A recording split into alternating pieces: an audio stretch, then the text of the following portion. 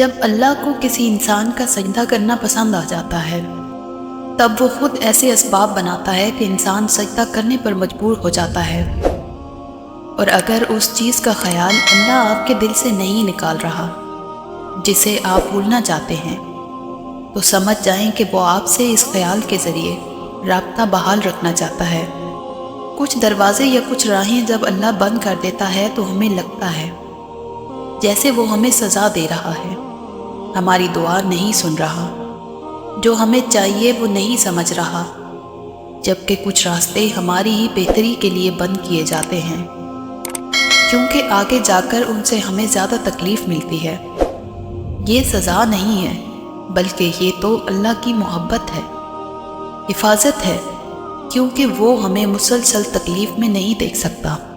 ہمارے فیصلے ہماری چاہت کے مطابق ہوتے ہیں، جبکہ اس کے فیصلے ہماری بہتری اور ضرورت کے مطابق ہوتے ہیں، لیکن ہم یہ بات اکثر بھول جاتے ہیں۔ وہ سنتا بھی ہے، جانتا بھی ہے، وہ بڑا مہربان ہے۔ جب ہم اللہ سے دور چلے جاتے ہیں تب وہ ہمیں اذیت یا دکھ نہیں دیتا، بس ہمیں خالی کر دیتا ہے۔ پھر ہر نظر آنے والا منظر اور ہر سنائی دینے والی آواز تکلیف دینے لگتی ہے، اور زندگی کی مسافتیں اتنا تھکا دیتی ہیں کہ تھکن سے روح ریزہ ریزہ ہو کر بکھر جاتی ہے۔ پھر ہم ٹھہر جاتے ہیں، اور وہ ایسا ٹھہراؤ ہوتا ہے جب ہم جوابات تلاش نہیں کرتے، بس اللہ کے فیصلوں پر چپ چاپ سر جھکا لیتے ہیں۔ پھر ہم کسی کے بھی لوٹ آنے کا انتظار نہیں کرتے، بس اللہ کے ہمیں تھام لینے کے منتظر ہوتے ہیں۔ پھر صبح کے اجالوں خفت ہونے لگتی ہے، اور رات کی تاریکیوں میں ہم سکون تلاش کر لیتے ہیں، اور جب یہ ٹوٹا ہوا دل اللہ سے جا لگتا ہے تو وقت تہجد آنکھ نہیں لگا کر پھر تو بس اللہ سے ملاقات کی تڑپ رہتی ہے، ایسی تڑپ جس میں الجھن اور بے چینی نہیں ہوتی، اور جب سار سار بہتی ہوئی آنکھیں اس سے مدد مانگتی ہیں تو وہ اس بے جان روح کو خود سے بھر کر ہمارے خالی پن میں ایک نئی زندگی پھونک دیتا ہے۔ جو دل ٹوٹ کر تہجد کے سجدوں میں اللہ کو پالے وہ پھر کسی کو کھونے سے نہیں ڈرتا۔ انسان کی محبت تو کمزور کرتی ہے، لیکن اللہ کی محبت ہمیں پھر سے مضبوط بناتی ہے۔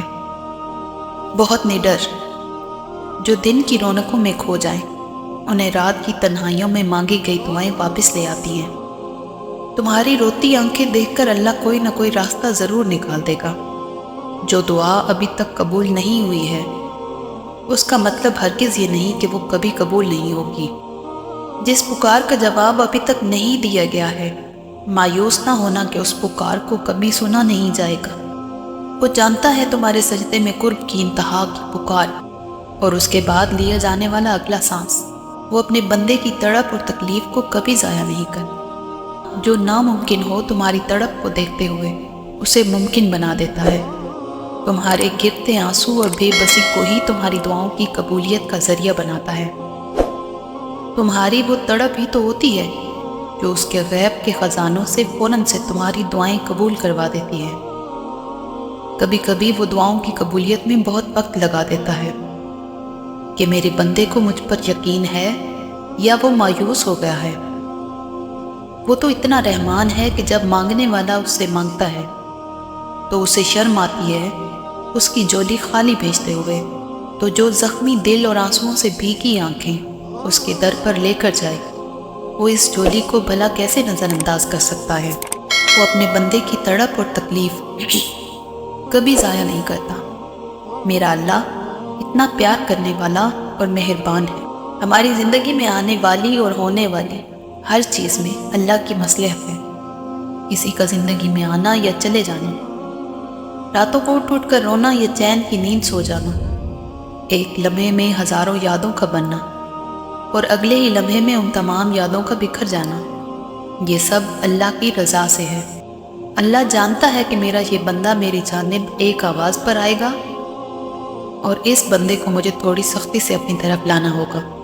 تب بھی وہ ہمیں زندگی کی ایسی حقیقتوں سے ملواتا ہے کہ ہم ٹوٹ جاتے ہیں، پھر اس کی طرف بھاگے چلے جاتے ہیں۔ ٹھوکر پہ ٹھوکر اور بار بار گرنا، یہ چوٹیں ہمیں اللہ تک لے کر جاتی ہیں، اور لے کر بھی کیوں نہ جائیں، اس کی دسترس میں ہی تو ہمارے ہر زخم کا مرہم ہے۔ سجدہ بندگی ہے، سجدہ عقیدت ہے، سجدہ یقین ہے، سجدہ ہدایت ہے۔ سجدے کے بغیر محبت کا کوئی وجود نہیں۔ اگر سجدہ نہ ہوتا تو نہ جانے ہم اب تک زندہ بھی رہ پاتے یا نہیں۔ چھوٹی سی پریشانی آتی ہے اور ہم سجدے میں گر جاتے ہیں، کیونکہ دل جانتا ہے کہ وہی ایسی جگہ ہے جہاں سننے والا جذبات کا مذاق نہیں بنائے گا، وہی واحد جگہ ہے جہاں سے سکون ملے گا۔ سجدہ تو محبوب سے ملاقات کا ذریعہ ہے، اور اس محبوب کی محبت کا کیا مقابلہ جو دن میں 5 دفعہ اپنی محبت کی طرف بلاتا ہے۔ اگر پھر بھی تم اس کی محبت کی جانب نہیں بڑھتے تو یہ تمہاری بدنصیبی ہے۔ چاہ والوں کو ہی اس کی چاہت نصیب ہوتی ہے، محبت کرنے والوں کو ہی وہ اپنی محبت کی طرف بلاتا ہے۔ اور اگر کبھی ایسا لگے کہ وہ نہیں بلا رہا تو تم خود اس کی طرف چلے جاؤ، اس سے اس کی چاہت کی طلب کرو۔ اگر ناراض ہے تو جلدی سے منا لو، محبت میں پہل کرو۔ وہ خفا ہو جائے تو خود چل کر اس کی طرف جاؤ اور کہو، آپ تو واحد اور آخری سہارا ہیں میرا، آپ ہی خفا ہو جائیں گے تو میں کہاں جاؤں؟ مانگنے والوں کو وہ کبھی خالی ہاتھ نہیں لوٹاتا، پھر چاہے وہ معافی ہو یا محبت۔ اللہ کے سوا کوئی ہمیں سمجھ نہیں سکتا، کوئی ہمیں جان نہیں سکتا۔ ہر شخص کا نظریہ ہمارے بارے میں وقت اور ظرف کے لحاظ سے بدلتا ہے۔ لوگوں سے کبھی ڈرنا نہیں چاہیے، کیونکہ لوگ صرف ڈرا سکتے ہیں۔ عزت بھی اللہ دیتا ہے اور ذلت بھی اللہ دیتا ہے، اور بات صرف اتنی سی ہے کہ لوگ نہ تو تمہارا کچھ بگاڑ سکتے ہیں اور نہ ہی سنوار سکتے ہیں، اور ان کی فکر کیوں کرتے ہو جو ایک لمحے میں تمہارے ہیں اور اگلے ہی لمحے کسی اور کے ہیں؟ ایسے لوگ خود کے بھی نہیں ہوتے، تو ایسے لوگ اللہ کے کیسے ہو سکتے ہیں جو دوسروں کے لیے صرف تکلیف کا ذریعہ ہوتے ہیں؟ جن کو اللہ زبان تو دیتا ہے مگر پرسکون الفاظ کی نعمت سے محروم کر دیتا ہے، جن کو اللہ دل تو دیتا ہے مگر اس دل کو احساس سے محروم رکھتا ہے۔ سو اگر کوئی تمہاری ذات کو میلا کرتا ہے تو اس کا مطلب ہرگز یہ نہیں کہ تم میلے ہو، بلکہ یہ میلا پن تو اس کی اپنی ذات کا ہے جسے وہ چھپانے کے لیے تمہیں گندا کر رہا ہے۔ تم خاموش رہو، کیونکہ کچھ باتوں کے جواب خود وقت دیتا ہے۔ اللہ سارے حساب رکھے ہوئے ہیں۔ اتنے نیک یا پرہیزگار نہیں جو اچانک ہی اللہ کا راستہ مل جائے۔ اصل میں بات ساری یہ ہے کہ ہم راستہ ڈھونڈنے کی کوشش ہی نہیں کرتے، ہم ڈر سے نماز پڑھتے ہیں، محبت سے نہیں۔